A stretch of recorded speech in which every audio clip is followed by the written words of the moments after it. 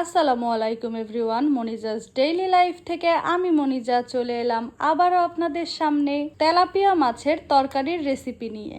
চলুন তাহলে দেখে ফেলি। প্রথমেই মাছগুলোকে হলুদের গুঁড়া, মরিচের গুঁড়া, লবণ দিয়ে মাখিয়ে রেখে দিচ্ছি। কড়াইয়ে তেল গরম করে টুকরো করে কেটে রাখা আলুগুলো সামান্য মরিচের গুঁড়া, হলুদের গুঁড়া, লবণ দিয়ে ভেজে তুলে নিচ্ছি।